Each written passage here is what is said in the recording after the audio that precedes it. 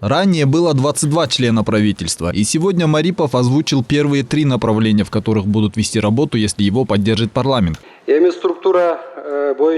В предлагаемой структуре остаются только 16. Будет новых 8 членов, 8 других уже работали ранее. После утверждения состава мы займемся экономической политикой, успешным завершением зимнего периода, весенними работами. Также особое внимание будет уделено подготовке к 3-й волне коронавируса.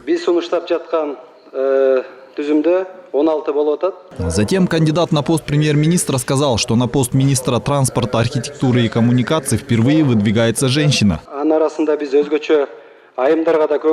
На моей памяти это первая женщина, возглавляющая данное ведомство, но я уверен, что она справится с работой. Кандидаты подбирались по принципу «честность, опыт, работа для народа». Депутат Айсулу Мамашева заявила, что сейчас проблемы в социальном секторе достаточно острые. Она предложила назначать на должности заместителей глав ведомств женщин. Также она остановилась на кандидатуре министра транспорта, архитектуры и коммуникации и отметила, что Гульмира Абдралиева по специальности технолог-швейник. Она усомнилась, что ее образования достаточно для курирования большого ведомства.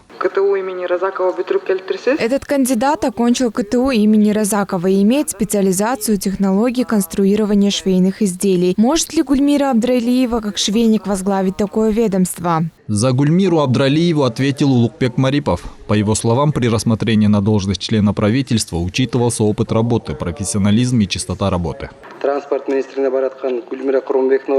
Гульмира Абдралиева работала в сфере транспорта и коммуникации. Даст Бог, будут изменения. Да, действительно, у нее другое образование. Однако давайте не будем повторять сюжет фильма «Слуга народа». Я думаю, женщины, в отличие от мужчин, более честно работают. Депутат Аида Касмалиева отметила, что государственная служба по борьбе с экономическими преступлениями упраздняется. Часть ее функций будет исполнять вновь образованное Министерство экономики и финансов. Функции следственного аппарата и орган дознания передаются Министерству внутренних дел. Она спросила, как это будет работать.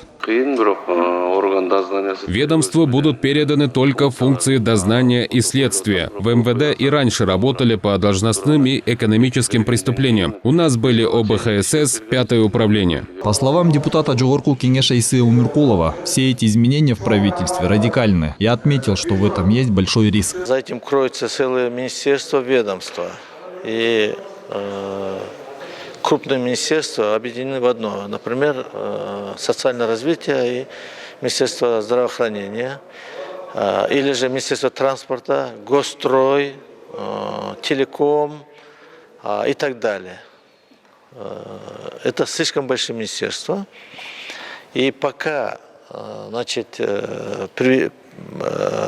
будут приводить в соответствие с законом, отрабатывать механизм взаимодействия, и чтобы при этом не было сбоя, конечно, это риск большой. По словам же другого парламентария Аиды Касмалиевой, маловероятно ожидать эффективности предлагаемой структуры правительства. Зная реалии наших чиновников, их потенциал наших министров, они же не с Луны спустились, а работали все 20 лет, 30 лет. Напомним, изменения в структуре правительства выглядят следующим образом. Объединяются Министерство экономики и финансов. Создаются Министерство обороны, Министерство здравоохранения объединяется с Министерством социального развития. Также в Министерстве культуры и информации добавляются спорт и молодежная политика. В Министерство транспорта, архитектуры и коммуникаций создается Министерство энергетики и промышленности. Министерство сельского хозяйства будет также заниматься развитием регионов. Налоговая и таможенные службы будут подведомственными структурами Министерства финансов и экономики. Азамат Кенжешев, Гульчурок Азымкулов, Нью ТВ.